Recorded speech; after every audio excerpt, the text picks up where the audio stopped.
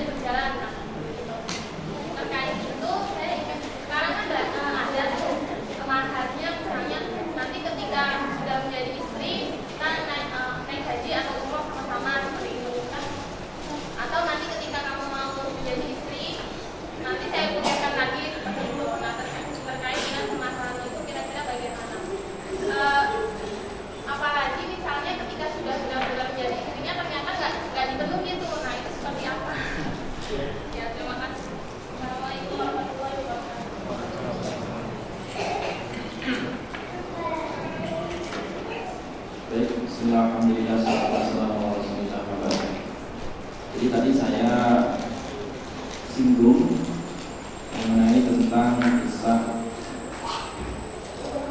Nabi Musa alaihissalam, bahwa Nabi Musa itu maharnya unik tadi ya. Jadi ijarah itu Nabi Musa itu maharnya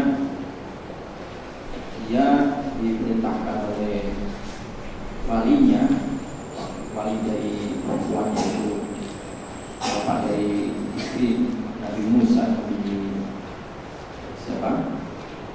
Nabi Syuaib ya, bahwa maharnya adalah selama 8 tahun, kalau bisa 10 tahun dulu untuk menggembalakan. Nah, apakah itu mengembala dulu ataukah nikah dulu? Nikah. Jadi makanya di dalam mahar itu boleh kontan gitu ya, langsung dibayar langsung alam ya, tunai. Boleh juga mahar itu utang, itu boleh utang. Jadi dibayar tahun depan itu boleh juga. Atau maharnya itu adalah dengan misalkan, jadi mahar itu apa saja, baik itu berupa harta, materi, atau manfaat. Misalkan diajari untuk membaca Al-Quran, ya, diajari untuk tentang fikih nisa, misalkan begitu, itu boleh ya. Bahkan Nabi SAW memerintahkan agar ajarilah istri kalian itu ya, surah An-Nur ya, surah An-Nur ya, dan juga ajari menjahit. Nah, itu perintah Nabi. Jadi ajarilah surat An-Nur dan juga menjahit bagi istri-istri kalian itu.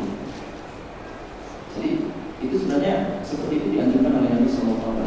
Jadi kenapa surat An-Nur dan kenapa menjahit? Karena memang itu sesuai dengan tabiat fitrah istri ataupun wanita ya. Surat An-Nur itu nanti berbicara tentang masalah hukum-hukum ya, kesediaan diri ya, batas-batas Allah ya, batas laki-laki, batas bagaimana perempuan ya, tentang masalah aurat ya. Pokoknya surat An-Nur itu wajib. Makanya nanti boleh ya, calon istri minta mahar nanti dibacakan surat An-Nur ya, atau dengan mahar hafalan surat An-Nur. Siap-siap di depannya, siap-siap menghafal surat An-Nur. Itu bagus juga ya. Dan kenapa Nabi memerintahkan agar wanita itu atau istri itu diajari menjahit supaya betah di rumahnya. Bapak Nabi buyut ikut, karena memang tabiat istri itu kalau dia punya aktivitas bisnis dan seterusnya, alangkah baiknya itu menjahit. Menjahit itu jadi membuka butik atau konveksi itu untuk apa, menjual jahitan. Apalagi sekarang itu setelah udah ada online ya, ajarilah itu untuk istri kalian itu menjahit, karena itu sebagai aktivitas di rumah supaya istri itu memang fitrahnya, tabiatnya dia betah di rumah ini untuk ngasuh anak-anaknya, apa meninggalkan pekerjaannya. Jadi ajari istri kalian itu sholat An-Nur dan juga menjahit. Dan sebenarnya tradisi ini itu sudah ada sejak zaman Nabi dan turun temurun ya, dari generasi sahabat, tabi'in ini itu menjadi kebiasaan bahwa seorang wanita itu berprofesi sebagai menjahit di rumah itu ada yang biasa dilakukan oleh para ulama-ulama kita, anak-anak perempuannya diajarkan seperti itu. Saya contohkan misalkan bagaimana pernah datang kepada Imam Ahmad rahimahullah, Imam Ahmad bin Hanbal. Jadi salah seorang ya, wanita begitu menjadi anak dari salah seorang murid dari Imam Ahmad itu memiliki anak perempuan yang memang diajari menjahit di rumah. Tidak hanya menjahit, jadi selain menjahit itu diajari itu tadi bagaimana hukum Allah itu sehingga dia memiliki harga diri, memiliki kesucian diri, dan memiliki sifat kehati-hatian di dalam masalah bermuamalah, masalah memegang hukum Allah. Sampai si wanita ini yang anak dari murid Imam Ahmad itu suatu ketika berdatang kepada Imam Ahmad dan menanyakan tentang satu hukum. Ini nanti patut dicontoh untuk akhwat ya. Ini akhwat ini ya, jadi anak perempuan ini datang ke Imam Ahmad, dia profesinya sebagai dia di rumah dan juga menjahit. Dia datang kepada Imam Ahmad, wahai Imam, sesungguhnya tadi malam aku menjahit baju dan ternyata baju yang aku jahit itu ya, belum selesai dijahit, lampunya mati. Kemudian aku keluar rumah, separuh baju yang aku jahit belum selesai, aku teruskan di bawah terang lampu rembulan sehingga agak redup cahayanya. Bagaimana hukum jahitanku? Bayangkan ini. Kita perhatiannya nih, seorang wanita yang memang didikan Imam Ahmad begitu ya, sehingga hati-hatinya sangat luar biasa. Bagaimana hukum baju yang aku jahit tadi? Maka Imam Ahmad bertanya seperti itu. Orang ini bertanya kepada Imam Ahmad seperti itu. Imam Ahmad kemudian bertanya, apakah kamu bisa membedakan jahitanmu itu? Dia menjawab, bisa wahai Imam. Aku bisa membedakan hasil jahitan yang di bawah terang lampu dengan hasil jahitan yang di bawah terang bulan. Aku bisa membedakan. Kalau kamu bisa membedakan, bedakanlah, lalu juallah. Artinya apa? Jangan menipu, karena hasil sama-sama satu produk ya, sama-satu produk di bawah satu tangan penjahit, sama-sama barang jahitannya sama. Tapi ketika yang satu diselesaikan dengan 100% dari bawah terang lampu rumahnya, dengan 50% dengan jahitan hasil 50% dari terang lampu rumahnya, dengan 50% dari terang bulan, tentu hasilnya berbeda. Maka Imam Ahmad mengatakan, kalau begitu kalau kamu jual, dibedakan harganya supaya tidak menipu siapa pembeli. Kehati-hatian seperti itu. Kemudian suatu ketika akhwat ini datang lagi ke Imam Ahmad ya, sang penjahit ini. Dia bertanya lagi, ya Imam Ahmad, semalam aku menjahit lagi, kemudian ya, ternyata lampunya mati lagi, dan kebetulan tidak ada terang bulan di luar, sehingga aku tidak bisa melanjutkan jahitanku. Kemudian aku tunggu, ternyata di balik celah tembok rumahku itu ada lampu tetangga yang masuk menyinar menyorot. Kemudian aku dengan pelan-pelan mencoba untuk meneruskan jahitanku ini. Saking tentunya ini akhwat ini. Kata Imam Ahmad, kamu bisa membedakan tidak jahitanmu itu? Kalau yang ini saya tidak bisa, Imam. Saya tidak bisa membedakan. Bagaimana hukumnya? Kalau begitu jangan dijual itu jahitan itu akan menipu orang ya. Kamu sendiri tidak bisa membedakan. Kalau begitu jahitan itu sedekahkanlah kepada orang lain. Bayangkan. Ini bagaimana sosok akhwat ya, yang memang dididik oleh Imam Ahmad dan diajari bagaimana menjahit yang benar dan juga memiliki harga diri ya, jati diri yang sangat luar biasa seperti itu. Ini saya contohkan seperti itu. Jadi oleh karena itu, inilah akhwat yang sejati tadi yang diajari oleh Imam Ahmad seperti itu. Jadi kembali pada jawaban tadi, jadi boleh orang memberikan mahar atau mensyaratkan mahar ya. Tapi tentu ya, yang barokah tadi di dalam konsep hadis Nabi itu, mahar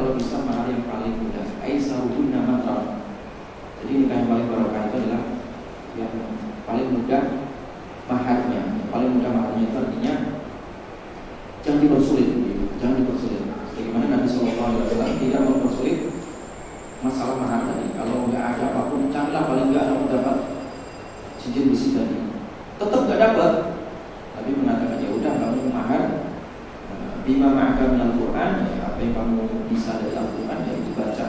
Itu sebagai mahar. Artinya apa?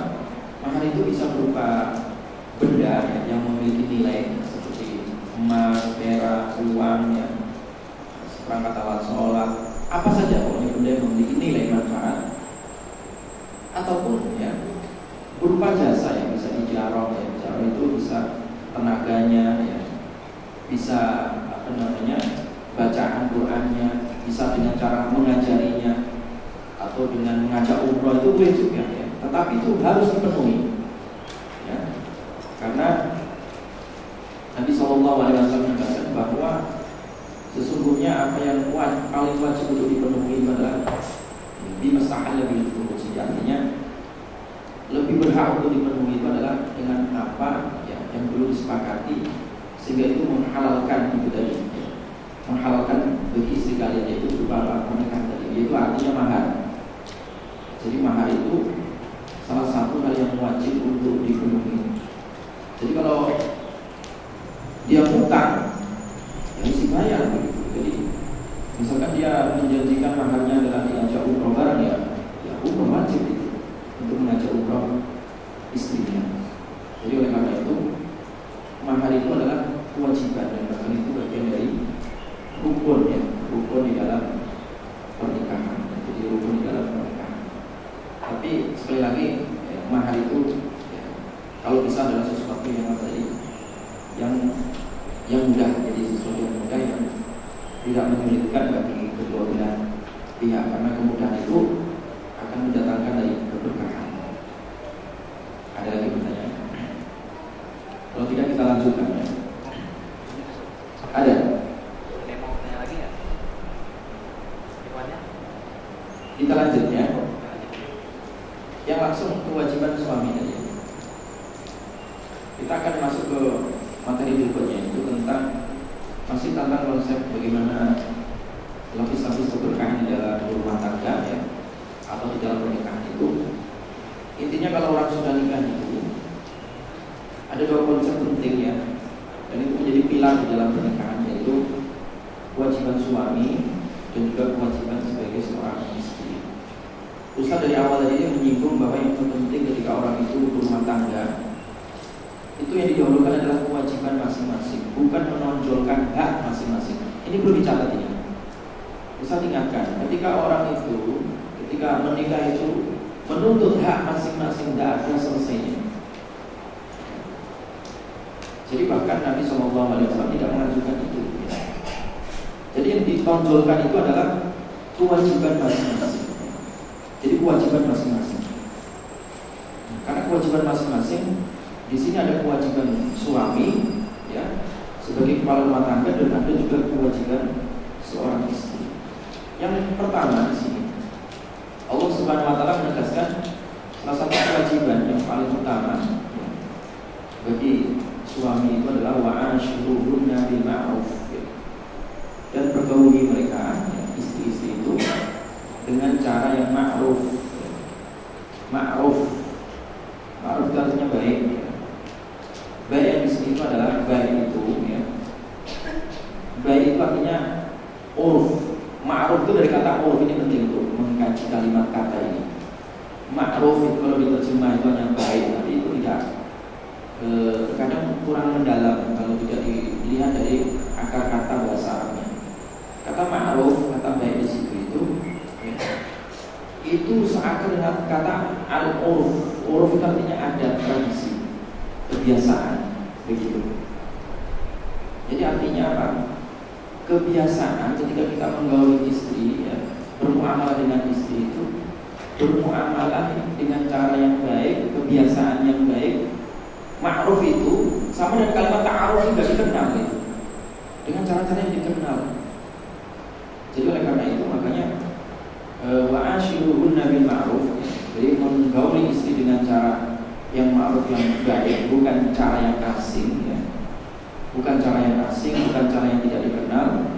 Sehingga kalimat ma'ruf itu ya, seakan dengan kalimat uruf ya, tradisi, kebiasaan, sesuatu yang sudah ma'ruf. Ma'ruf itu juga seakan dengan kalau ditingkatkan lagi bisa menjadi kalimat ta'aruf juga ya, itu juga masih dalam satu koridor kata.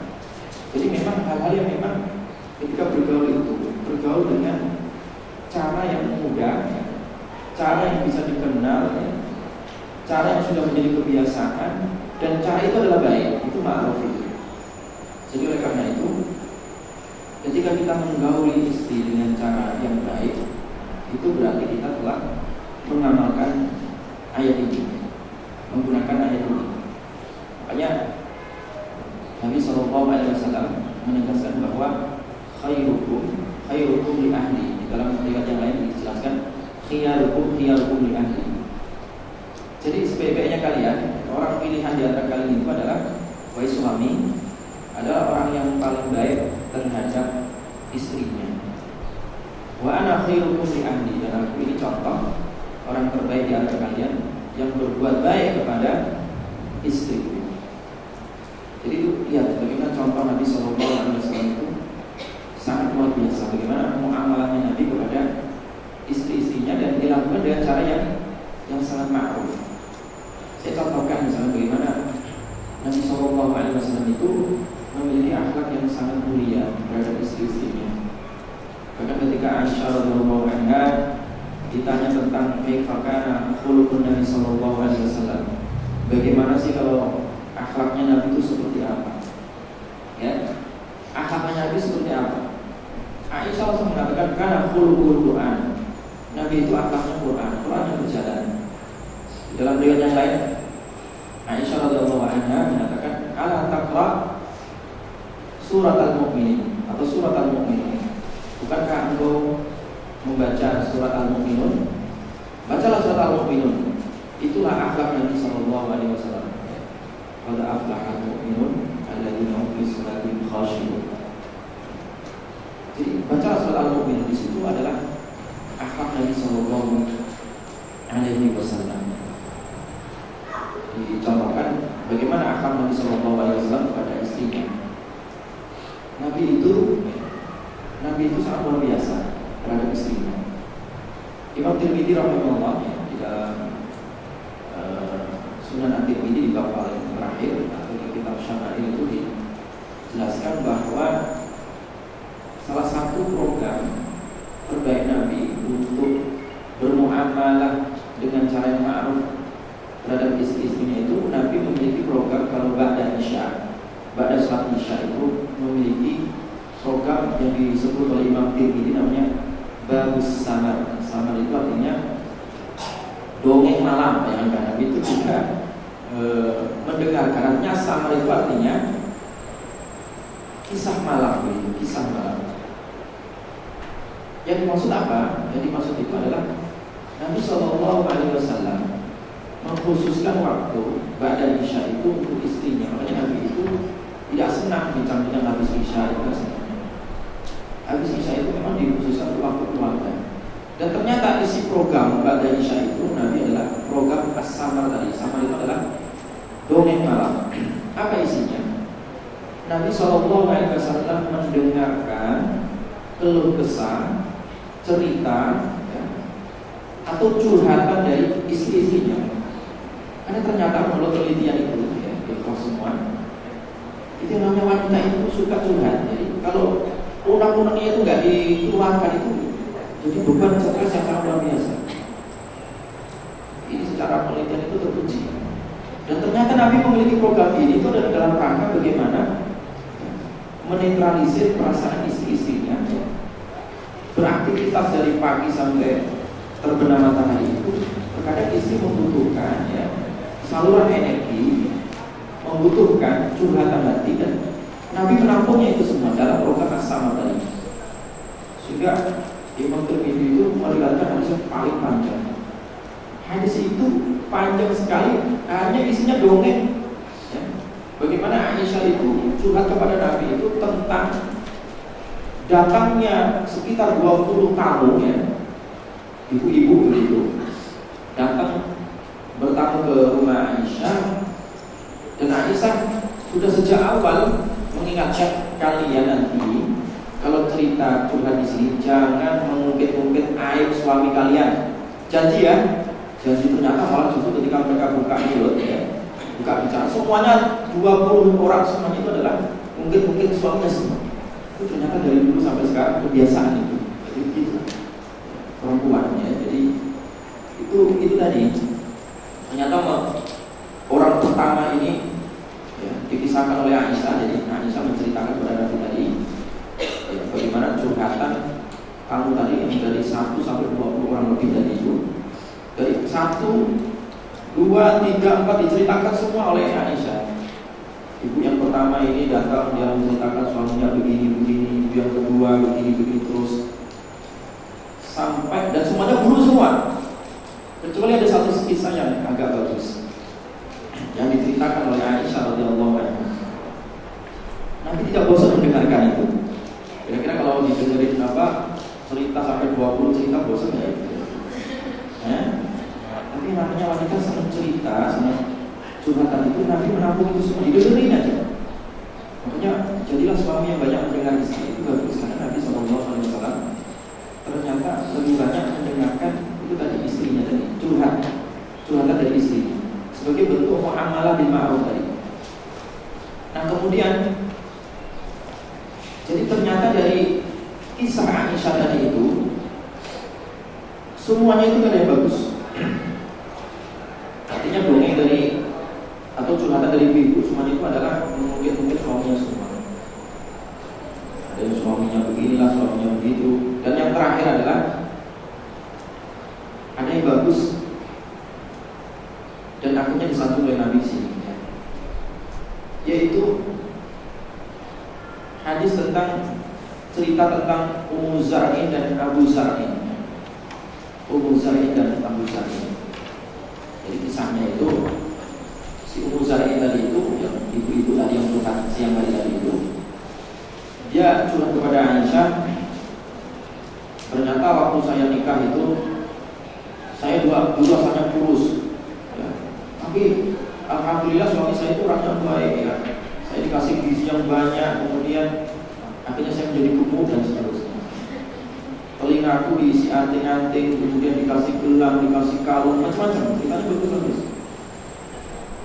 Kisahnya dari awal sampai akhir bagus semua. Itu pujian siapa tadi? Ummu Zar'in kepada suaminya Abu Zar'in. Dia memuji sekali suaminya, tetapi di akhir kisah itu dia sedih. Tapi sayang, suamiku kecantol akhwat lain gitu. Akhirnya aku diceraikan oleh suamiku. Itu sayang. Sehingga akhirnya berpisah dengan Abu Zar'in. Ketika Aisyah itu ending dari cerita itu dari 1 sampai 20 kisah tadi itu yang diakhiri dengan Abu Zar'in dan Ummu Zar'in. Apa yang dikatakan oleh Nabi SAW untuk menghibur Aisyah? Maka Nabi SAW mengatakan, Ana wa anti ya Aisyah, aku dan engkau wahai Aisyah, Ka'abi Zar'in wa Ummi Zar'in, seperti Abu Zar'in dan Ummi Zar'in. Illa annani la utallikuki, hanya saja aku tidak mencerai kamu. Nah, luar biasa kan? Ini bagaimana Nabi SAW seperti itu akhlaknya. Jadi wa ashiruhunna bil ma'ruf itu artinya kita sebagai seorang suami itu harus mengasyarah, jadi menggauli istri dengan cara yang terbaik dan cara yang ma'ruf begitu. Cara yang ma'ruf begitu. Kalau kita membawa jajan, kemudian istri misalkan punya istri sukanya makan oncom misalkan, bawakanlah oncom, itu ma'ruf namanya. Ya. Sukanya makan nasi padang misalkan, bawakanlah nasi padang, itu ma'ruf. Jangan membawakan misalkan istri nggak pernah makan jengkol, misalkan bawakan jengkol, itu nggak ma'ruf namanya. Paham kan yang disebut ma'ruf itu? Ma'ruf itu artinya ya, sesuai dengan uruf. Uruf itu artinya istri itu tahu dan kenal gitu. Sudah biasa gitu. Jadi kalau hal-hal yang sebenarnya sederhana yang tidak biasa dan malah justru mengundang amarah istri, ya jangan. Misalkan kalau demikian juga, misalkan istrinya itu misalkan kalau kalau makan ayam misalkan gitu ya, ayam goreng atau ayam bakar, sukanya makan kepala sama ceker, ya belikan aja kepala sama ceker yang meriah dan ma'ruf lagi, seandainya begitu. Jadi cara yang ma'ruf itu adalah cara-cara yang dikenal, ya. Istrinya kenal, ya. Kita mema'rufinya, ya. Sehingga istrinya itu jadi senang gitu. Jadi makanya di sini, ya, di sini itu salah satu bohong yang dibolehkan itu adalah bukan bohong maksudnya bohong beneran, ya. Bohong dalam arti kita membuat kiasan kata. Misalkan kita dibelikan oleh istri kita, ya, dibelikan sandal ataupun dibelikan oleh sepatu, kegedean sepatunya, ya, ataupun kesempitan sepatunya misalkan gitu kan. Istri kan sudah capek-capek membelikan di pasar misalkan, sudah misalkan dia spesial gitu ya, spesialis hadiah spesial untuk suami, ya, ternyata sepatunya kegedean, ya. Kemudian istrinya bertanya, gimana mas, gimana kak, bang misalkan, wah ini nggak ada di sepatu ini, saya belum pernah lihat, ini bagus sekali ya, padahal itu karena gede sekali, mah belum pernah ada saya beli sepatu seperti ini, maksudnya begitu. Tapi dia untuk menyenangkan istri, ya, dia mengatakan, oh ini sepatu yang belum pernah aku dapat dan belum pernah aku jumpa di sini. Ini bagus sekali, alhamdulillah. Padahal sebenarnya dalam hatinya, ini sepatu bagus gimana, kegedean gitu kan. Tapi demi untuk menyenangkan istri, ya, itu adalah bagian dari yang ma'ruf tadi. Jadi oleh karena itu, ya.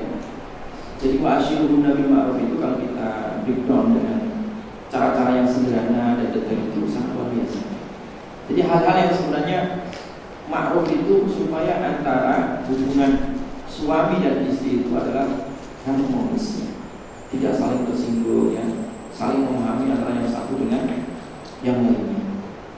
Jadi oleh karena itu Allah Subhanahu wa taala menggunakan redaksi dari wa'asyiruhunna bil ma'ruf. Lanjut. Kemudian berikutnya, kewajiban suami itu adalah memberi nafkah, ya. Memberikan nafkah lahir ataupun batinnya. Jadi memberikan nafkah lahir ataupun batin itu, ya, secara lahir kita punya kewajiban memberi tempat tinggal, ya, untuk makan minum setiap hari, ya, biaya setiap harinya sesuai dengan kemampuan masing-masing. Yunfiqu sa'atin min sa'ati. Jadi hendaklah orang yang mampu itu memberikan nafkah sesuai dengan kemampuannya. Jadi oleh karena itu memberikan nafkah itu pun sesuai dengan kemampuannya. Di sini istri harus memaklumi atau memahami, ya, kemampuan suaminya. Jadi jangan banyak tuntutan. Jadi makanya tadi ketika istri itu banyak tuntutan, akhirnya yang terjadi itu adalah kurangnya rasa syukur atas nikmat yang diberikan kepadanya melalui tangan suami tadi. Dan ini bahaya nanti. Makanya Nabi tadi diingatkan di dalam Isra Mi'raj itu, Nabi ketika melihat mayoritas penduduk neraka itu adalah perempuan, ternyata ketika ditanyakan apa salah mereka, ternyata adalah salahnya karena kurangnya rasa syukur terhadap siapa? Nikmat yang diberikan oleh suami. Jadi oleh karena itu di sini sebagai istri itu adalah istri yang qanaah. Kemudian suami pun harus memberikan nafkah, ya, memberikan nafkah sekuat tenaga, ya, sesuai dengan kemampuan masing-masing. Makanya menelantarkan istri itu termasuk apa? Termasuk dosa besar, ya, termasuk dosa. Ya. Makanya orang mencari nafkah itu bagian dari ibadah, dan dia disabilillah. Karena itu adalah dalam rangka untuk menyamalkan perintah Allah ini, agar yang namanya suami itu mencari nafkah, sehingga itu adalah bagian dari ibadah kepada Allah Subhanahu wa ta'ala. Jadi ini memberikan nafkah, baik nafkah yang lahir maupun nafkah yang batin. Nafkah yang batin itu artinya, ya, nafkah batin itu artinya menggauli istrinya. Jadi yang namanya menggauli istri itu tidak hanya secara lahir, tapi juga secara batin. Makanya ketika Umar bin Khattab itu bertanya kepada berapa lama kalian tahan ditinggal oleh suaminya? Mereka mengatakan 3 bulan. Jadi maksimal 3 bulan. Maksimal 3 bulan. Makanya Umar bin Khattab memerintahkan ya agar para pasukan itu pulang ya. Jadi kalau sudah 3 bulan belum ketemu istrinya atau belum ketemu keluarganya, dipulangkan oleh Umar bin Khattab ya, karena memang ada kewajiban untuk memenuhi kebutuhan ya batin istrinya. Jadi oleh karena itu tidak boleh menafikan kebutuhan batin istri, karena Nabi SAW juga meluruskan ya, persepsi dari para sahabatnya yang ada sebagian yang kemudian diluruskan oleh Nabi, yaitu terjadi apa yang terjadi pada diri Abu Darda. Abu Darda itu salah seorang sahabat yang sangat luar biasa ibadah terus, kerjanya ibadah. Nah, suatu ketika Nabi itu mempersaudarakan antara Abu Darda dengan Salman Al-Farisi. Salman Al-Farisi ya, disaudarakan oleh Nabi ya, dengan Abu Darda ya.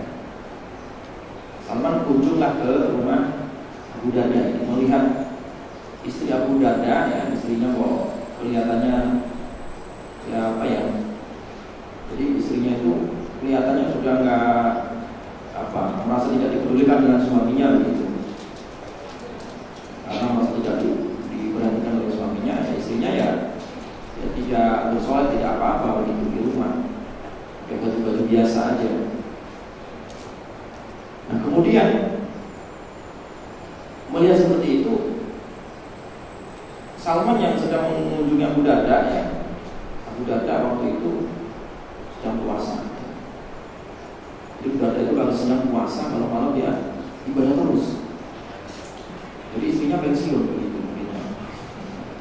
Gimana? Kalau siap puasa malamnya sholat malam terus, gimana nggak pensiun ya? Makanya istrinya tadi itu tadi, karena kayak seperti pensiun ya, sehingga Salman ini mencoba untuk mengurai masalah ini antara Abu Darda dengan istrinya tadi.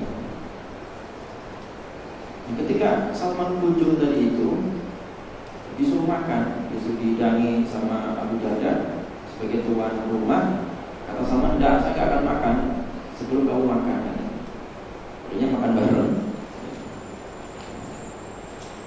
Kemudian malam harinya juga sama. Ketika Abu Darda sholat, terus disuruh Salman, kamu tidurlah, tidur. Sampai tidur sepertiga malam baru dibangunkan. Sekarang bangunlah dan sholatlah. Jadi makanya di sini terkadang suami itu nurut dengan apa? Sahabatnya begitu. Jadi makanya terkadang itu apa yang terkadang kalau tidak bisa diajak bicara dengan istrinya atau suaminya, terkadang saudaranya atau teman dekatnya itu bisa memberikan solusi di situ. Kamu tidurlah dan sekarang bangunlah, di sepertiga malam bangunlah. Dan kemudian akhirnya berdua itu sholat ke masjid. Sambil sholat itu menuju masjid itu, Salman mengatakan kepada sahabatnya ini, Abu Darda, a'ti kulladzi haqqin haqqah, berikan hak itu sesuai porsinya, sesuai yang berhak. Inna laka fi jasadika haqqun, sesungguhnya jasadmu itu juga punya hak ya. Kemudian istrimu juga punya hak begitu. Walizawjika haqqun, istrimu juga punya hak yang harus kamu penuhi. Jasadmu punya hak, istrimu juga punya hak. Maka Salman mengatakan a'tiqul ladzi haqqin haqqah, berikan hak itu sesuai porsinya ya, sesuai dengan porsinya. Maksudnya Salman ingin mengingatkan, kamu jasadmu punya hak untuk istirahat, kamu ya sholat ya tidur. Istrimu juga punya hak untuk digauli. Kalau kamu siang puasa terus, kalau malam sholat terus, kapan istrimu mendapatkan hak apa? Kebutuhan batinnya. Sudah ada diam, dan akhirnya setelah sholat subuh itu dia sampaikan pesan Salman ini. Ya Rasulullah, sahabatku Salman itu mengatakan begini. Sampai ujungnya adalah a'tikul ladzi haqqin haqqan. Jadi berikan hak itu sesuai dengan yang berhak. Maka Nabi mengulang kembali apa yang dikatakan Salman. Artinya ini hadis takriri. A'tikul ladzi haqqin haqqan. Ya betul Salman itu. Berikan hak itu sesuai dengan yang berhak. Nah di sini bagaimana pentingnya kita itu menempatkan hak sesuai yang berhak, sesuai dengan porsinya. Jadi jasad kita punya hak, istri kita punya hak. Makanya Nabi SAW itu di dalam riwayat Imam Tirmidzi itu dijelaskan ketika ditanya bagaimana sih aktivitas Nabi itu, kaifa kana madkhalun Nabi SAW. Nabi itu kalau di rumah itu ngapain? Kalau dia masuk rumah itu apa saja yang dilakukan oleh Nabi SAW? Maka dijawab di dalam riwayat Imam Tirmidzi tadi bahwa karena Sallallahu Alaihi Wasallam, bahwa Nabi Sallallahu Alaihi Wasallam itu membagi waktunya ketika dia masuk rumah itu salah satu ajza'nya 3 bagian. Juz'un lillah, satu bagian itu dikhususkan untuk Allah. Makanya Nabi itu terkadang munajat ya, sholat malam ya, bermunajat baca Quran itu juz'un lillah ya. Jadi memang satu waktu yang dikhususkan untuk Allah. Wa juz'un li ahlihi, satu waktu lagi untuk keluarganya. Jadi makanya Nabi itu terkadang membantu istrinya ya, bantu apa saja di rumah itu. Jadi bantu pekerjaan dapur, pekerjaan rumah, membantu istrinya. Bahkan diceritakan itu ketika Nabi sedang sibuk membantu istrinya, ketika dia sudah mulai azan, ya segera ditinggalkan itu dan menuju masjid. Maka Nabi itu juga berkhidmah untuk dirinya sendiri, jahit sandalnya yang copot, menjahit bajunya yang robek dan seterusnya. Jadi seperti itu Nabi aktivitas di rumahnya. Wa juz'un li nafsihi, dan satu waktu untuk dirinya sendiri, artinya waktu privasi. Seperti itu Nabi SAW ya melakukan menggunakan urusannya itu ketika berada di dalam rumah. Oleh karena itu bagaimana gambaran Nabi SAW bermuamalah dengan keluarganya. Lanjut, kita lanjutkan. Kemudian yang berikutnya adalah hadis Nabi SAW ya. Fattaqullaha fin nisa fa innakum akhadtumuhunna bi amanatillah wastahlaltum furujahunna bi kalimatillah. Jadi adalah kalian bertakwa kepada Allah ya, dalam urusan istri kalian ini ya. Karena kalian ini mengambil istri itu dengan amanah Allah ya, dan menghalalkan kemaluan mereka itu dengan kalimat Allah. Walakum alaihinna alla yutina urusyakum ahadan takrahuna. Jadi termasuk hak kalian itu ya, atas kewajiban atas istri kalian ya, jangan ada orang yang merebut ya dari tempat tidur kalian itu ya. Jadi jangan sampai ada orang yang mengambil tempat tidur kalian. Jadi tidak boleh membawa masuk, tidak ada boleh laki-laki lain di dalam rumah itu. Fa in fa'alna dzalika fadribuhunna darba. Jadi kalau ada pelanggaran, jika ada yang mengganggu tempat tidur kalian ya, maka berilah hukuman. Pukullah istri kalian itu darban ghaira mubarrid, dengan pukulan yang tidak melukai. Jadi kalau mendidik istri itu ya dipukul, tapi pukulnya bukan pakai tongkat ya, bukan pakai besi. Pukulnya pakai apa Ustaz? Para sebagian ulama itu ketika ada hadis-hadis yang berkaitan dengan pukul begitu ya, pukul itu yang dimaksud pukul itu bukan pukulan yang melukai atau yang membuat cacat, tidak.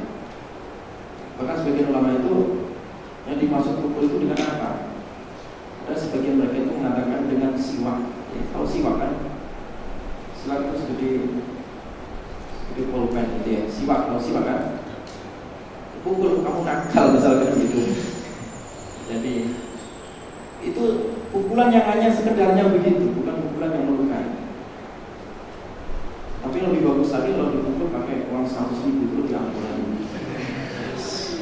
Kamu ya jangan diulangi lagi ya, plak gitu langsung sembuh itu insyaallah. Apalagi pukulnya pakai uang 100.000 itu lebih dahsyat lagi, insyaallah langsung kembali pada jalan yang benar. Jadi oleh karena itu, jadi dzarban ghairu mubarrah atau ghairu mubarrih. Jadi artinya pukulan yang tidak membuat cacat atau melukai. Walahunna 'alaikum rizquhunna wa qismatuhunna bil ma'ruf. Dan termasuk hak istri-istri kalian itu ya diberikan apa? Rizkinya, ya, pakaiannya dengan cara yang ma'ruf ya. Dengan cara yang ma'ruf. Cara yang ma'ruf itu artinya yang sesuai urut tadi lah. Pantasnya istri ganti baju itu, dibelikan baju baru itu pantasnya berapa bulan sekali begitu.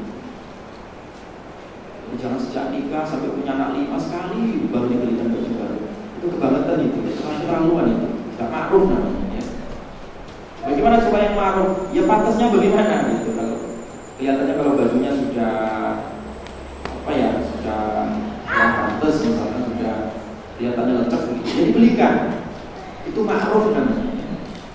Ada sebagian ulama berapa bulan sekali ibu dibelikan baju. Ada yang mengatakan 6 bulan sekali. Ada yang tergantung bagaimana kondisinya. Pokoknya kembali kepada uruf tadi, yang ma'ruf tadi. Itu hanya istri, itu hanya istri. Jadi memberi nafkah juga dengan cara yang ma'ruf. Ya kalau kita mampu kenapa sih? Misalkan dijatah, pokoknya nggak boleh masak sehari kecuali telur 1 biji katanya, misalkan gitu. Nah, itu terlalu ingin sekali, kasihan juga. Itu nggak ma'ruf. Jadi oleh karena itu ma'ruf itu adalah dengan yang cara yang baik, yang itu sudah menjadi uruf ya, hanya sudah biasa, sehingga tidak menjadi asing begitu. Kita lanjut.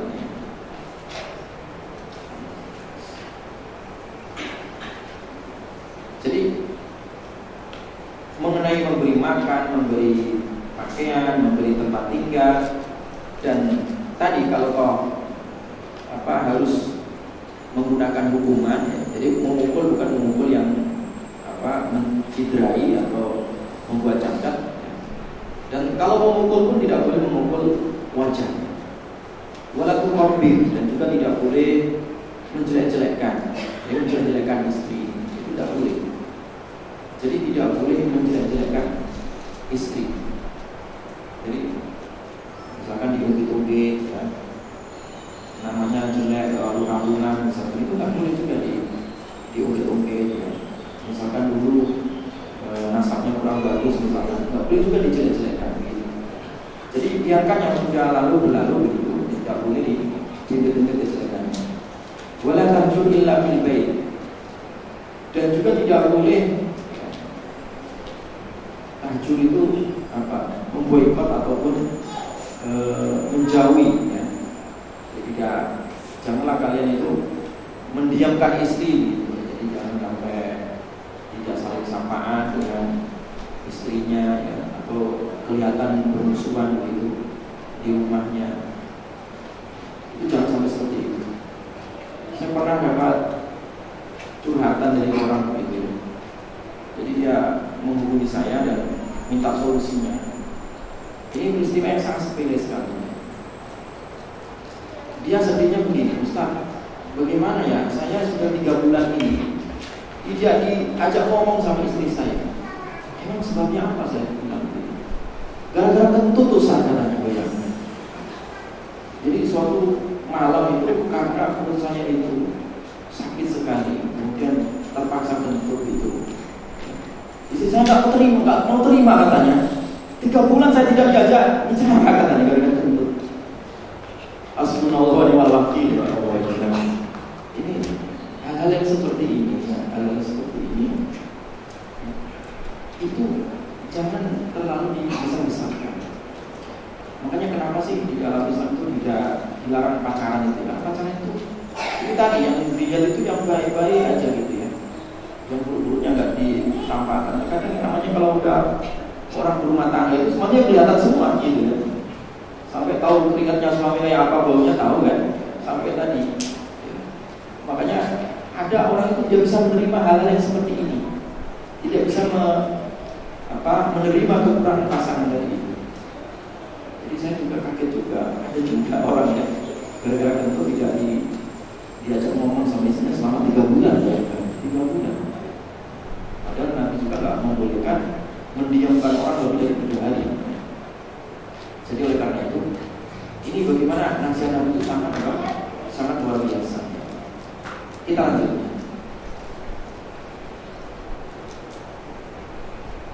Yang berikutnya tadi nafkah batin sudah ini aja, jadi tentang kisah siapa tadi? Abu Darda ya. Jadi Abu Darda yang kemudian diluluskan oleh sahabatnya siapa? Salman Al-Farisi agar memberikan hak kepada siapa? Istrinya. Tadi Abu Darda siang hari yang puasa, malam hari dia beribadah terus sehingga haknya istri itu terabaikan, sehingga ditegur oleh Salman dan diluluskan oleh Nabi Sallallahu Alaihi Wasallam agar fa'atikul ladzi haqqin haqqah, agar menempatkan hak itu sesuai dengan apa yang berhak. Kita lanjut. Nah kemudian kewajiban suami berikutnya adalah mengajarkan istri ya, tentang masalah agamanya. Jadi makanya suami di sini itu harus belajar ngaji, harus belajar agama, karena dia punya tanggung jawab untuk mengajari istrinya. Jadi selain memberikan nafkah lahir batin, juga ini memberikan vitamin agama, vitamin ilmu kepada istrinya. Jadi makanya sebenarnya pendidikan atau keluarga itu harusnya menjadi sebuah lembaga pendidikan pertama. Dan memang di dalam Islam itu lembaga pendidikan pertama itu keluarga. Dan yang diserukan untuk mendidik pertama yaitu tentang keluarga ini. Ya ayyuhalladzina amanu qu anfusakum wa ahlikum nar. Ini bagi orang yang beriman ya, jaga diri kalian dan juga keluarga kalian dari api neraka. Imam Ibnu Katsir rahimahullah ketika menafsirkan ayat ini, qu anfusakum ay adibuhum, didik mereka, takdim mereka. Jadi supaya kewajiban siapa ini? Kewajiban suami untuk mendidik istrinya, anaknya ya. Sehingga keluarga itu menjadi satu ya, lembaga pendidikan. Karena kalau suami berhasil mendidik istrinya, istri akan berhasil mendidik anaknya. Makanya ada istilah al-um madrasatul ula. Ibu itu adalah madrasah ya, pertama bagi siapa? Anak-anaknya. Jadi kalau ibunya salehah, insya Allah nanti juga salehah kan begitu kan. Jadi makanya oleh karena itu suami punya kewajiban untuk mengajarkan agama kepada istri. Makanya dalam hadis yang lain sudah saya singgung, bagaimana ajarilah istri kalian itu tentang apa tadi, surat An-Nur ya, surat An-Nur itu ajari. Karena dengan surat An-Nur itu isinya akan menjadikan istrinya itu menjadi seorang sosok wanita yang paham batas halal, batas haramnya. Di situ ada hukum-hukum Allah, ada hukum-hukum tentang wanita ya. Secara detail dijelaskan di dalam surat An-Nur. Dan itu adalah bagian mengajari agama kepada istri ya. Jadi oleh karena itu ini adalah kewajiban dan juga tanggung jawab kepada suami. Khususnya begini. Makanya laki-laki itu ya, jadi calon suami atau suami itu harus memahami fiqhun nisa ya, khususnya kaitannya dengan masalah darah. Ini paling penting bagi dalam urusan agama, bagi laki-laki atau bagi suami itu memahami hukum tentang darahnya, tentang haid, tentang nifas ya, tentang istihadah. Suami harus paham ini, karena ini kaitannya dengan sah tidak sahnya sholat sampai segini. Ini banyak orang nggak paham. Terkadang orang bingung juga membedakan masalah hukum dahar ini. Harus menguasai. Suami harus baca itu pribun nisa supaya bisa mengajari istrinya. Karena masalah ini adalah masalah yang rumit dan itu terkadang menjadi problem ibadah bagi istrinya ketika tidak bisa membedakan. Karena masalah haid istikhadah ya, itu adalah masalah sah dan tidak sahnya ibadah, boleh dan tidak bolehnya sholat. Itu tergantung ini bisa membedakan atau tidak. Banyak sekali orang tidak bisa membedakannya. Suaminya bingung, istrinya juga bingung ya. Kadang ada orang itu ya, karena dia pasang kontrasepsi misalkan, kok sebulan penuh haid misalkan begitu. Banyak kasus yang ditanyakan ke saya itu tentang bagaimana orang bingung itu tidak bisa membedakan antara haid dengan apa? Istikhadah. Haid itu darah datang bulan normal, istikhadah itu darah penyakit begitu. Ada orang ya, ada ibu-ibu dia pasang kontrasepsi ya, ikut KB. Kemudian yang terjadi adalah ternyata sebulan penuh itu keluar darah. Dianggapnya adalah darah haid. Padahal haid itu ada batasnya. Orang haid itu minimal sehari semalam ya. Normalnya adalah seminggu ya. Dalam mazhab Imam Syafi'i maksimalnya adalah 15 hari. Nah mungkin orang haid itu sebulan apa? Sebulan penuh. Itu pasti adalah darah apa? Istikhadah. Kalau darah istikhadah berarti dia wajib apa?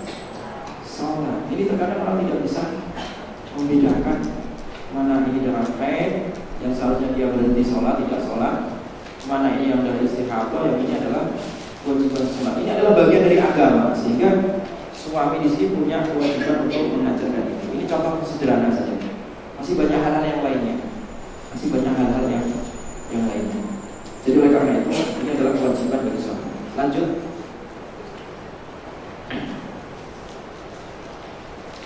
Suami juga harus berlaku adil. Jadi ketika punya lebih dari satu istri harus punya adil di sini. Jadi kalau dia punya istri 1, 2, 3, 4 ya, atau poligami, maka dia harus bersikap adil terhadap para istrinya. Fala tamilu kullal maili pada daruha kal mu'allaqah. Jadi nasihatnya Allah, jangan kamu terlalu condong ya, cenderung kepada salah satunya ya. Jadi misalkan cenderung kepada salah satu dari istri-istrinya tadi itu, sehingga membuat istri yang lain itu terkatung-katung ya. Karena tidak berbuat adil di sini ya. Jadi oleh karena itu ini adalah teguran Allah Subhanahu Wa Taala kepada orang yang memiliki lebih dari satu istri agar berbuat adil. Karena Nabi Shallallahu Alaihi Wasallam mengingatkan kalau suami tidak adil dari istri-istrinya tadi itu nanti ya, nanti di akhirat pada hari kiamat maka ya, badannya, separuh badannya itu akan apa? Miring ya, karena dia condong pada salah satunya tadi, tidak adil, tidak adil terhadap istri-istrinya tadi. Makanya riwayat dari Abu Hurairah radhiyallahu anhu, Nabi sallallahu alaihi wasallam bersabda, "Man kana sahabu imra'atan," barang siapa yang memiliki 2 istri ya, kemudian yamilu ma'ihdahuma, dia lebih membela, lebih condong kepada salah satunya alat ukhra daripada yang lain, ja'a yaumul qiyamah wa ahadu syaqqaihi sabit. Jadi ketika dia hari kiamat tadi itu salah satu separuh badannya itu tadi miring, jadi nggak bisa tegak dalam jalannya karena lagi terlalu bengkok terhadap apa? Tidak adil, alias tidak adil terhadap salah satu istrinya. Lanjut. Jadi maksud adil di sini itu adalah adil, ya, adil secara materi. Jadi adil secara materi. Jadi adil di dalam giliran, dalam tempat tinggal, nafkah. Kalau dalam kecondongan hati, nah ini manusia tidak mampu itu, tidak bisa adil itu.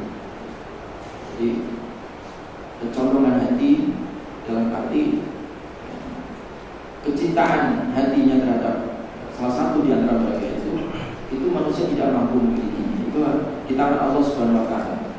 Makanya Nabi itu ketika menggilir istri-istrinya itu, Nabi berdoa ketika keluar itu, Allahumma hadza qasmi fima amlik. Ya Allah, ini adalah aku mendatangi ataupun melaksanakan giliran untuk istriku ya, terhadap apa yang aku miliki. Jadi aku mampu kalau membagi waktu untuk istri. Ini adalah giliran yang aku lakukan. Fala talumuni, jangan engkau mencela aku fima tamlik, terhadap apa yang aku miliki, wala amlik, dan tidak aku memilikinya, tidak aku menguasainya. Jadi artinya masalah ketuluan hati itu memang manusia tidak mampu ya. Nabi pun tidak mampu ya. Sehingga Nabi berdoa kepada Allah, ya Allah jangan engkau mencelaku dalam hati yang engkau menguasainya, sedangkan aku tidak mampu menguasainya. Jadi adil yang dimaksud itu adalah adil dalam hal secara giliran, nafkah, tempat tinggal, pakaian dan seterusnya.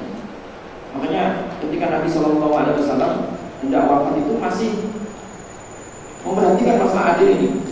Salah satunya ditanyakan kepada istrinya itu, aku sekarang di giliran di tempat istri yang mana begitu. Kebetulan tempatnya waktu itu adalah pas gilirannya Aisyah radhiyallahu anha begitu. Jadi itu artinya Nabi memperhatikan bagaimana adil di dalam kepada istri-istrinya. Lanjut.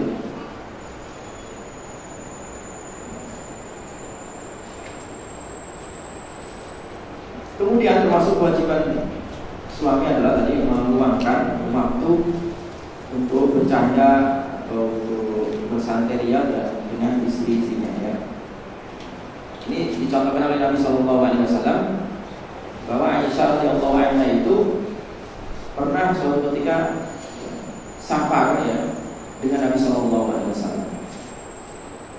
Kemudian Aisyah menceritakan bagaimana Aisyah itu lomba balap lari dengan Nabi Shallallahu Alaihi Wasallam. Di waktu aku masih kurus begitu ya, aku bisa lomba lari membalap Nabi Shallallahu Alaihi Wasallam. Tetapi ketika aku sekarang sudah mulai gemuk begitu ya, aku tidak bisa membalap, aku dibalap oleh Nabi Shallallahu Alaihi Wasallam. Dan ketika Aisyah menceritakan ketika kalah balapan lari dengan Nabi Shallallahu Alaihi Wasallam, ya, akhirnya Nabi mengatakan, oh ini balasanmu ya. Dulu aku engkau kalahkan, sekarang aku yang mengalahkan engkau. Jadi artinya itu apa? Ada candaria dengan siapa? Istri-istrinya. Jadi jangan jadi suami itu jangan terlalu kaku aja, nggak pernah senyum misalkan gini-gini. Sok galak jadi suami itu nggak bisa juga. Jadi atau terhadap anak-anaknya juga sama seperti itu, tidak pernah canda, tidak pernah senyum. Itu juga dicela oleh Nabi Shallallahu Alaihi Wasallam.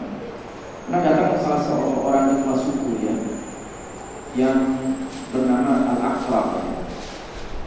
Jadi salah seorang ketua suku itu datang kepada Nabi Shallallahu Alaihi Wasallam. Waktu itu Nabi sedang bercanda dengan cucunya yang Al-Aqra, dan juga dilihat oleh para sahabat yang lain. Dan Nabi biasa menciumi anak kecil cucunya dari itu ya. Nah, Al-Aqra ini ya, dia kagum begitu, kaget. Apakah kalian itu menciumi anak kecil kalian itu, anak-anak kalian itu? Iya, kenapa? Saya memiliki 10 orang anak kalian.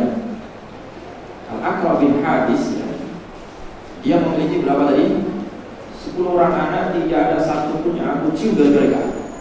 Karena dia merasa sebagai kepala suku harus menunjukkan apa tadi? Wibawanya, kegalaannya begitu, supaya dianggap berwibawa, sehingga dia tidak mau lemah lembut atau tidak mau mencium, nanti takut apa?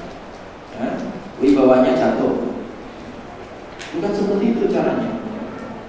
Makanya Nabi Shallallahu Alaihi Wasallam mengingatkan, man la yarham la yurham. Orang yang tidak memiliki sifat kasih sayang, maka dia tidak akan pernah disayang. Diingatkan kepada Aqra bin Habis saja. Jadi oleh karena itu memang harus elastis ya. Jadi memang yang namanya suami, yang namanya kita hidup dari seorang bapak itu harus memiliki figur kekeluargaan tadi, sifat penyayang, sifat romantis, canda dan seterusnya itu harus punya, karena itu melanggengkan kekeluargaan. Lanjut ya. Kemudian yang berikutnya adalah selalu berprasangka baik, husnudzon kepada istrinya. Jadi tidak usah mencari-cari kesalahan atau kekurangan. Tidak akan pernah ada habisnya ya. Kekurangan, kesalahan itu tidak akan pernah habis. Yang namanya istri punya kekurangan dan suami juga punya kekurangan. Tidak ada manusia yang sempurna ya. Manusia tidak ada yang sempurna, pasti punya kekurangan masing-masing. Yang tentu saja kalau misalkan istri ya punya suami hidupnya ngorok misalkan, anggap saja itu sebagai apa ya, hiburan begitu ya, yang sangat sebagai teman tidur gitu dan seterusnya. Jadi itu terkadang kekurangan-kekurangan seperti itu harus dimaklumi dan tetap berprasangka baik kepada istrinya ya. Itu adalah bagian dari kelanggengan di dalam membina rumah tangga. Makanya Nabi SAW itu ya melarang ya seseorang mendatangi istrinya di malam hari untuk mencari-cari tahu apakah istrinya berkhianat kepadanya atau untuk mencari-cari kesalahannya. Sengaja mencari-cari apa tadi? Kesalahan. Oh, istrinya ini selingkuh atau enggak ya? Di pokoknya di apa? Dicari-cari kekurangan dan kesalahan. Jangan. Karena setan itu nanti akan mengiring-iringinya pasti. Maka di sini adalah senantiasa husnudzon, berprasangka baik kepada istri. Demikian juga berprasangka baik kepada suami, berprasangka baik kepada suami. Karena kalau sudah suudzon itu rusak itu, sudah suudzon itu rusak. Pernah dikisahkan oleh di buku-buku kita atau kitab-kitab para ulama itu, dampak dari suudzonnya itu endingnya atau akhirnya itu akan membawa kehancuran atau pertikaian di rumah tangga. Dikisahkan itu di dalam satu kitab itu dikisahkan bagaimana suudzon itu akan melahirkan sifat hasud ya, kebencian, ataupun tajassus itu sifat mengungkit-ungkit atau mencari-cari kesalahan. Dikisahkan itu kebetulan terjadi satu suudzon antara suami dan istri. Nah, pembantunya itu mengkompori, jadi ikut mengkompori. Kata si pembantu tadi mengompori sang istri ya. Ibu mau nggak supaya bapak semakin baik ya, semakin dekat, semakin sayang sama ibu? Ya mau lah. Nah caranya ibu, nanti malam ibu bawa pisau cukur yang tajam. Nah kemudian cukurlah jenggotnya bapak supaya lebih muda dan lebih romantis. Nah, begitu adu dombanya si pembantu tadi. Kemudian dia juga datang kepada suaminya. Kata si pembantu ini bilang, Pak hati-hati Pak, nanti malam ibu dibawakan bawa pisau. Hati-hati. Mulailah terjadi suudzonnya. Jangan-jangan ibu mau menghabisi saya. Maka pura-pura tidur aja kalau kamar saya. Pura-pura tidur aja. Akhirnya terjadilah apa yang terjadi. Si istrinya bawa pisau cukur tadi tujuannya mau mencukur, karena dia suudzon dikira mau menghabisinya. Akhirnya pisau direbut dan dibalikkan ke istrinya. Akhirnya istrinya meninggal dan keluarga istrinya itu akhirnya menuntut. Akhirnya terjadi perang dua keluarga. Ini bagaimana suudzon itu dampaknya kepada kebencian dan juga kepada pertikaian. Lanjut. Kewajiban istri, karena waktunya tinggal 10 menit lagi. Sebenarnya banyak kewajiban istrinya.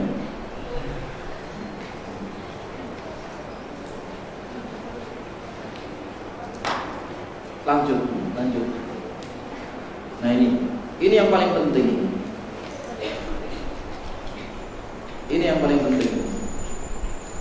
Jadi sampai Nabi Shallallahu Alaihi Wasallam itu punya andai-andai, berandai bahwa laukuntu amiran ahadan an yasjuda li ahad. Kalau seandainya aku memerintahkan seseorang untuk sujud, kalau seandainya boleh sujud kepada selain Allah, itu la amartu nisa an yasjudna li azwajihin, maka aku akan perintahkan seorang istri supaya dia sujud kepada siapa? Suaminya. Lima ja'alallahu lahum alaihinna minal haqq. Karena Allah telah menjadikan begitu besarnya hak suami yang menjadi kewajiban istri. Jadi saking beratnya sebenarnya tanggung jawab istri kepada suami, itu sampai Nabi membuat permisalan, seandainya aku memerintahkan manusia sujud kepada selain Allah, maka aku akan perintahkan istri itu sujud kepada siapa? Suami. Jadi sampai seperti itu. Tapi ini hanya sekedar apa tadi? Seandainya begitu. Itu Nabi hanya ingin menekankan betapa besar ya, kewajiban istri terhadap siapa? Haknya suaminya ya. Jadi besar itu, berat sekali. Makanya dilanjutkan. Makanya bahwa nanti akan ada hadis yang menjelaskan bagaimana pentingnya mendapat ridho dari suami itu tadi. Karena suami itulah. Jadi setelah kita bagi istri itu, setelah dia memiliki akhlak yang baik kepada Allah Subhanahu Wa Taala, jadi akhlak kepada makhluk tadi, pada manusia itu adalah kepada suaminya. Lanjut dulu mas, hadisnya lebih penting ya. Makanya Nabi SAW menggambarkan bagaimana kewajiban istri taat kepada suami itu sangat besar sekali. Besar, dan sebenarnya ini kalau dilaksanakan itu cukup mudah sebenarnya. Makanya ukurannya sangat sederhana. Idza shallatil mar'a khamsana wa shamat syahraha wa hafizat farjaha wa ata'at zawjaha. Jadi kalau seorang istri itu sudah sholat lima waktu, sudah puasa bulan Ramadan, ya, menjaga kesucian dirinya, ya, kemudian taat kepada suaminya, qila laha udkhulil jannah min ayyi abwabil jannah syi'ti. Jadi maka dikatakan kepadanya, masuklah surga, pintu surga mana yang kamu mau, gitu. Jadi dapat tiket surga kelas eksekutif ini. Itu mana saja kamu mau, silakan masuk. Padahal teorinya cukup sederhana. Salat, ya kan? Salat wajib saja. Puasa wajib saja. Seandainya dia enggak salat sunnah atau enggak puasa sunnah, dia hanya seandainya ya. Hanya salat wajib saja, puasa wajib saja, ya kan? Dan dia mampu menjaga kesuciannya, kemudian ditambah dia taat kepada suaminya, itu udah 4 aja ya. Itu masuk surganya, kelasnya adalah diberikan pilihan bebas oleh Allah Subhanahu Wa Taala. Jadi udkhulil jannah min ayyi abwabil jannah syi'ti. Masuk surga lewat pintu mana saja kamu mau. Itu sangat luar biasa ini. Jadi ukuran taat kepada suami ini besar sekali ini. Skornya tinggi sekali di sisi Allah Subhanahu Wa Taala. Makanya Nabi membuat rumus wanita solehah itu apa sih? Wanita solehah itu adalah idza nazarta sarratka. Jadi kamu lihat dia menyenangkan kamu. Jadi kalau dilihat itu enggak cemberut ya, enggak ngambek dan seterusnya. Jadi kalau dilihat itu enak. Jadi menenangkan hati suami. Walaupun sebenarnya banyak masalah juga gitu ya. Seperti umutul tadi ya, seperti itu. Wa idza amarta ata'aska, ketika kamu perintah dia nurut. Ketika kamu wa idza ghibta, kalau kamu tidak ada, dia menjaga kesucian dirinya dan juga menjaga harta dan juga nama baik suaminya. Itu adalah wanita yang salihah.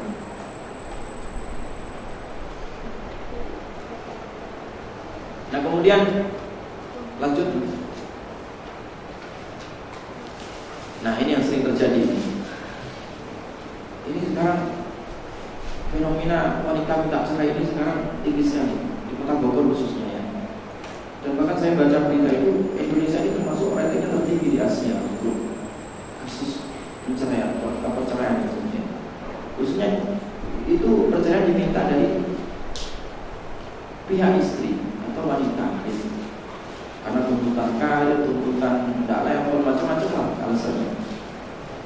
Ternyata bukan karena tuntutan ekonomi, ternyata tidak. Ketika diteliti ulang, ternyata kasus-kasus perceraian sekarang itu bukan karena masalah ekonomi.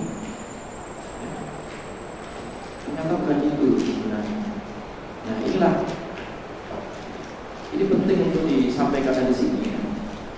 Bahwa Nabi SAW mengingatkan ayyuma imra'atin, wanita yang mana saja yang sa'alat zawjaha talaq, yang minta cerai suaminya, fi ghairi ma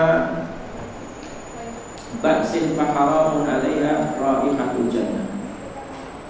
Jadi minta cerai alasannya tidak syar'i, alasannya tidak dibenarkan, maka dia tidak mendapatkan baunya surga. Bayangkan baunya nggak dapat. Padahal bau surga itu bisa dicium selama 500 tahun perjalanan. Waliyadzubillah. Jadi makanya jangan coba-coba menjadi istri yang minta cerai suaminya tanpa alasan syar'i. Ini gara-gara telat, ya, gajinya telat suaminya minta cerai langsung. Nah itu nggak syar'i itu. Ya. Gara-gara nggak sama seleranya, yang satu selera pedas, yang satu selera manis, minta cerai itu nggak syar'i itu. Itu nggak dapat baunya surga itu. Makanya Nabi memberikan garis bawah tadi, yaitu tanpa alasan syar'i. Berarti kalau alasan syar'i nggak masuk dalam hadis ini. Alasan syar'i misalkan minta cerai karena suaminya nggak sholat misalkan, ya memang diajak sholat nggak mau, ya boleh lah, itu alasan syar'i. Jadi oleh karena itu ini menjadi penting ya hadis ini untuk direnungi bahwa kita istri itu tidak boleh sewenang-wenang untuk meminta cerai kepada suaminya tanpa alasan syar'i.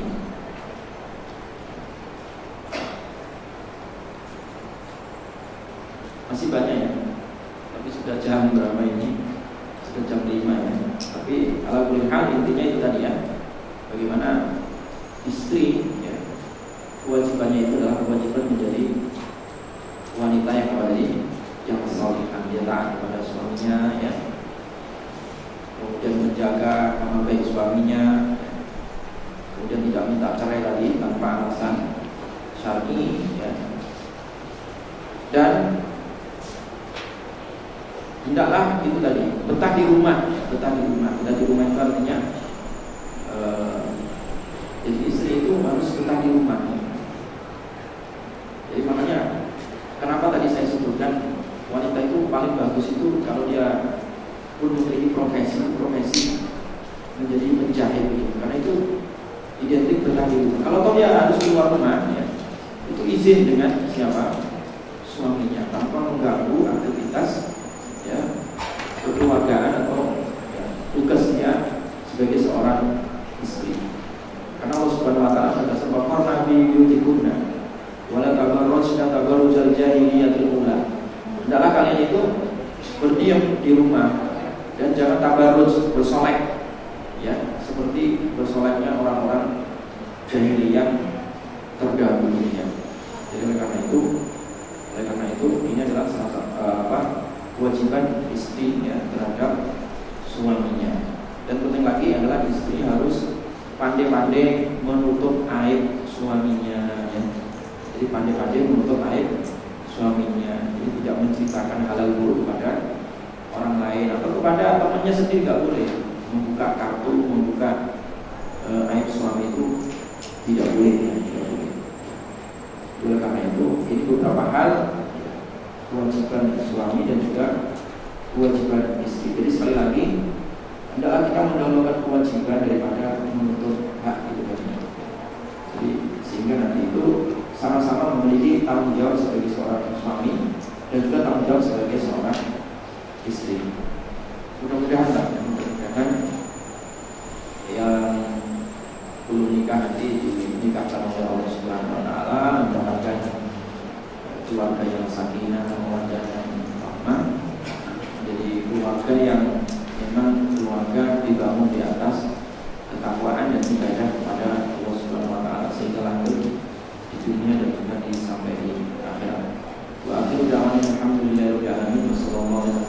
gitu.